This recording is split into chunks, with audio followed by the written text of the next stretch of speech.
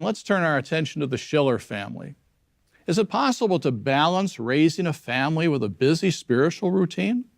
And if circumstances allow, can parents reach out for spiritual goals, even full-time service? Let's listen to their answers to those questions. Sometimes people say, well, what was your secret? How did you raise 6 kids? We got married September 16th, 1972. 2 things started coming quickly. Spiritual privileges came along, and the children came along together. I was made an elder shortly after the elder arrangement came into effect. The kids were just part of all that. I think sometimes they didn't know. We were doing substitute work with 5 children, and I don't think they even knew what we were doing. In 1989, we were pioneering, and then we had the opportunity to help out at Bethel, maybe a week or 2 at a time. About that time, Patterson was starting up, and we kind of recognized that maybe we were getting too comfortable. We went in, and one time at Bethel today, if you need a doctor out of Patterson, why, we'd be available.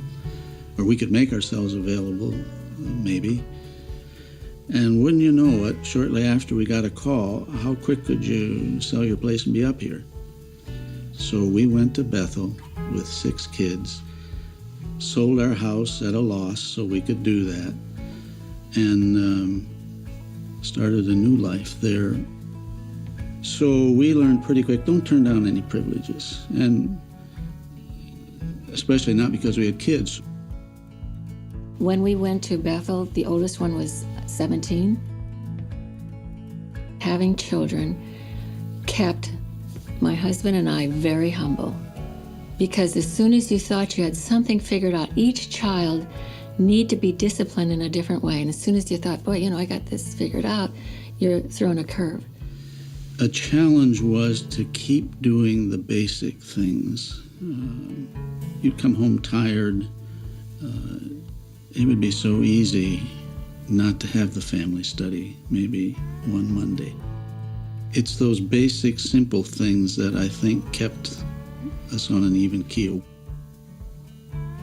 I often think of the illustration that Jesus gave at the end of the Sermon on the Mount when he said that about this foundation that was washed away. And Jesus never blamed the storm. He blamed the foundation. And so we recognize that any child anywhere, in fact even adults, get their faith tested. So we tried to really make sure they had a good foundation that didn't get washed away. Prepare them.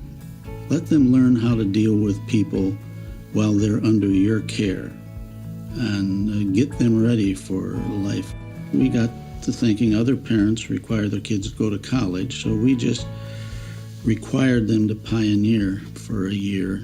Any kind of education, any kind of secular education can teach you how to have a skill so that you have a job.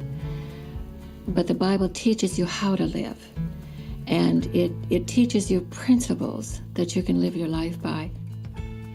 And all of them kept pioneering.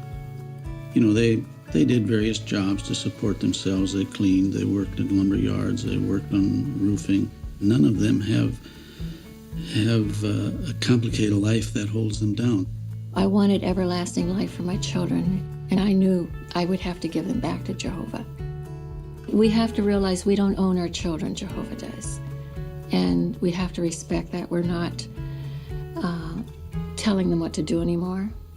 We appreciate and we're very, very thankful when our children, as far away as they are and as busy as they are, that they take the time to communicate with us.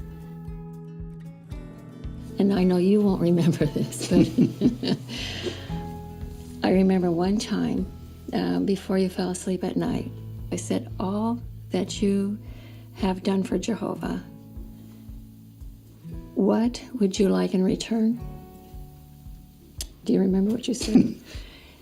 You said 3 words, all my children.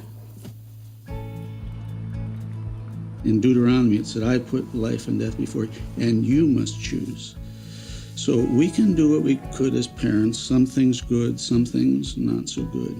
In the end, each one had to make his or her own decision. And that's why, again, not any secret we did, but we're so proud of what the kids decided and how they turned out because it was their decision.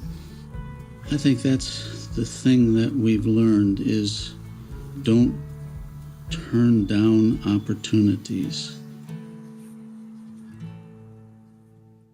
Isn't it wonderful to hear of ones like Brother and Sister Schiller who have offered their gifts to Jehovah?